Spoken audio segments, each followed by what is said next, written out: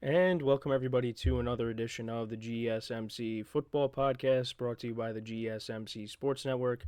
As always, I'm your host Kenneth Grunfelder, and it's great to have you guys here on this Wednesday, September 4th. We have a lot to talk about on the show today. Before I get into that, just want to remind you guys to tip or donate and get your comment recognized.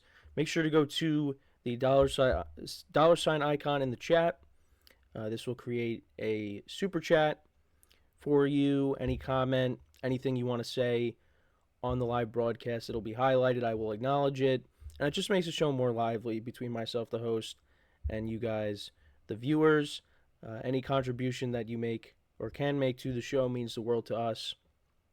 And also the other way to help out the show is by going to the link, GSMCPodcast.net. And again, any contribution that you guys can make to the show means the world to us as we give you guys content each and every day, Monday through Friday. So let's get into what we are going to discuss for today. So we're going to start off the show, talk about a couple things with the 49ers. Christian McCaffrey returning to practice, was dealing with a calf injury, but he's practicing, so looks like he's going to be good to go for the Monday night matchup against the Jets coming up.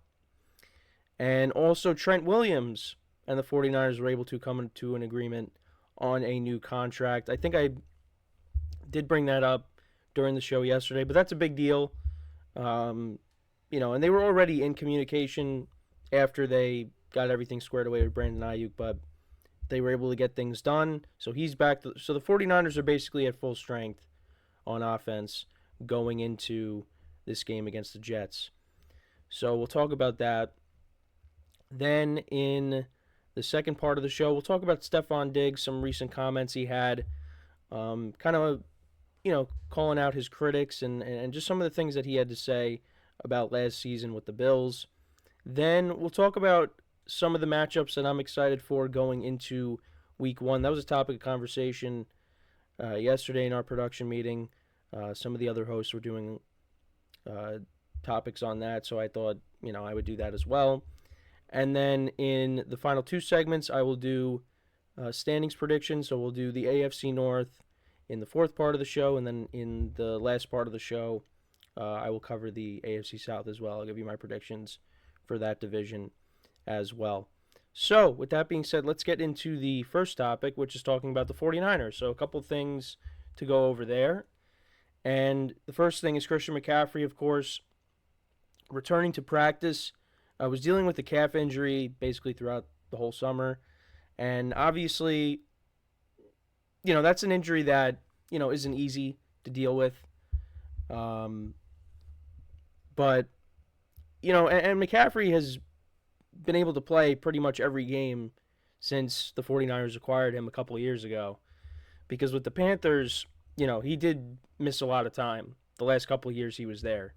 And, the 49ers, they want to be very careful with him because he is a huge part of what they do. And, should have won MVP last year, or at least was one of the 9 quarterbacks that should have won MVP last year. He was unbelievable. And, yeah, the 49ers, they want to make sure that he's right because they don't want him to, aggravate that even more, and then he's out. Because the 49ers, they're a little bit thin at the running back position behind McCaffrey.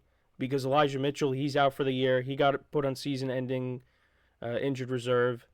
And he's a guy that has been banged up a lot over the course of his career. He can't stay on the field in his short career. So they're a little bit thin there. They got Jordan Mason as the RB2. But, if McCaffrey goes down, that would be a huge problem for the 49ers. But at least for the moment, he's back, and, he's ready to go for this matchup against the Jets. But, yeah, he's had a history of injury concerns. During 2020 and 2021, he played in only 10 games with the Panthers. But he has stayed healthy the last couple of years. He appeared in all 17 games in 2022 and last year in 16 games. And I think the one game was, of course, the finale against the Rams last year. And he led the NFL last year with 1,459 rushing yards, 564 receiving yards, and 21 total touchdowns. So I don't know if he's going to get to 21 this year, but he's definitely going to score a lot of touchdowns if he's on the field. He did get Offensive Player of the Year last year, has 3 Pro Bowls, 2 first-team All-Pro nods. So, an impressive resume for him. But like I said, kind of thin when it comes to the depth behind him. So hopefully they don't have to use their depth. Now, Jordan Mason's going to come in to give him a little bit of a break from time to time. And the 49ers are, of course, one of the best teams in the NFL. So there's going to be some games where they're going to be blowing teams out. And they'll probably pull McCaffrey and give Mason, the rest of the workload in mop-up time. But let's hope that we don't have to get to that point where, Jordan Mason has to take over. But again, McCaffrey is one of the best players in the NFL, and he plays for one of the best teams in the NFL, and the 49ers want to make sure that, he stays healthy. And they already were talking about monitoring his workload throughout the year. So, but the good news is he's back at practice. But then I also wanted to get to Trent Williams as well. So, this was the other star player for the Niners that wanted a new deal. They finally got all the Brandon Ayuk stuff squared away. But Trent Williams is a very important player on this offense as well, because he is the best left tackle in the NFL. Protects Brock Purdy. And when he was out, along with Deebo Samuel last year, the 49ers struggled. And they cannot afford to go into this game against the Jets, who have a very good pass rush, without their left tackle. And now he's going to be there. He got his new contract. And that contract is a 3-year deal, $82.66 million, $48 million guaranteed, and pretty much a $25.7 million signing bonus, totaling $103 million in guarantees since Williams joined the 49ers in 2021.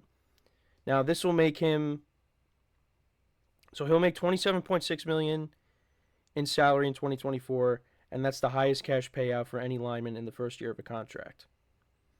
So getting him back is huge. And, now the 49ers on offense, they go in at full strength going up against the Jets. And we'll talk about that matchup a little bit later in the show, but that's one of the more intriguing matchups of Week 1. Because, for the Jets, they got Aaron Rodgers coming back, and I just want to see Aaron Rodgers play a full game for the Jets. And they got a very good pass rush. So we'll see how that game plays out, but getting McCaffrey back and Trent Williams back is huge. And yeah, like I said, the 49ers are basically at full strength. On defense, they're still going to be missing Dre Greenlaw because he's still recovering from his injury that he suffered in the Super Bowl. And I don't know what the timetable is for him to return, but that is a big piece on defense that they lost. And hopefully he's able to come back at some point. But yeah, I don't see any. I'm looking right now. I don't see really any updates. I see a headline that says Dre Greenlaw shares encouraging Achilles injury update, and that was in May. So hopefully, at some point he'll come back during the year. But yeah, that's a big injury on the defensive side of the ball. But I did also want to bring this up, and I know it's kind of a touchy subject, but also their rookie wide receiver, Ricky Pearsall, is recovering from a gunshot wound. He was involved in a robbery. Someone tried to rob him. Ended up getting shot in the chest area, but no vital organs were hit. And, I think he was released from the hospital. Because I know that an earlier update was he was in critical but stable condition. So, which I feel like that kind of contradicts the other, but needless to say, I think he was released from the hospital. And he got put on the PUP list. But, yeah, he's going to be. So he was shot more in the chest, shoulder area. Which, again, thankfully, he's going to be okay. But it's just, it's just another touchy subject that, it's just a reminder that, this world is, can be a scary place at times. And, but again, thankfully, he's going to be, it seems like he's going to be okay. And at some point, he will make his return to the field. And I know Deebo Samuel tweeted something, encouraging. And, yeah, but just a scary situation there. And, so he's going to miss at least the first 4 games of the season. But, I mean, we're talking about the 49ers, so I figured, bring it up. But, yeah, so he was discharged from the hospital on Sunday. But, yeah, so Pearsall was upgraded from serious to fair condition earlier Sunday. So I think that's what it was. So he was, he wasn't in great condition, but they got him to be stable. So, yeah, but he's out of the hospital. And, again, that is very encouraging. So, can't wait to see him back on the field and helping out the 49ers. But, yeah, scary situation there. But, yeah. So, that's basically all the 49ers stuff that I wanted to go over here in the top of the, here at the beginning of the show. Let me know what you guys think, though, about any of the stuff that I talked about. As the, again, 49ers are getting ready to play on Monday. So, let's see, excited to see how their players do. I know I got a few of them in fantasy, Purdy, Kittle, and Deebo. So hopefully they all have big games on Monday. So we're going to take our first break of the show. And then when we come back, we'll talk about Stefon Diggs, some of his recent comments, responding to his critics. So with that being said, stick around, and we'll be right back here on the GSMC Football Podcast.